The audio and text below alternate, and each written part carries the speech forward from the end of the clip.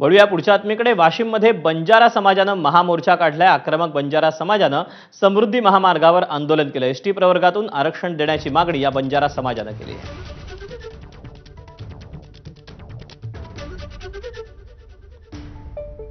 ST प्रवाहामध्ये समाविष्ट करावा या मागणीसाठी आज समृद्धी महामार्गावर वाशिमच्या मालेगाव टोल प्लाझावर आंदोलन करण्यात येत आहे। बंजारा समाजाचे मोठ्या प्रमाणात इथं मोठ्या संख्येने समाजाचे लोक इथं दाखल झालेले आहेत। आपण बघू शकता इथं पोलीस या आंदोलकांना बाहेर काढताना इथं बघू शकतो।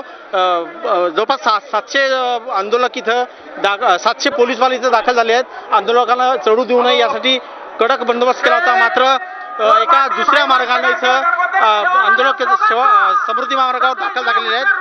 एकूणच आता पोलिसांची मोठी दमछाक होताना इथे दिसत आहे।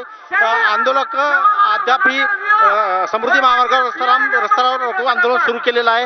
मोठ्या प्रमाणात पोलीसवाले इथं जमलेले आहेत, आंदोलक जमलेले आहेत। आता या आंदोलकाला काढण्यासाठी मोठ्या प्रमाणात पोलिसांची कसर होत आहे। मोठ्या वाहनाच्या रांगा लागल्या आहेत।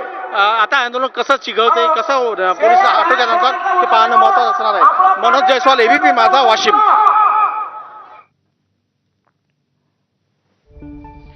तेव्हा एसटी प्रवर्गातून आरक्षण देण्याच्या मागणीसाठी वाशिममध्ये समृद्धी महामार्गावर बंजारा समाजानं मोर्चा काढलेला आहे आणि परिणामी मोठी वाहतूक कोंडी झालेली पाहायला मिळते।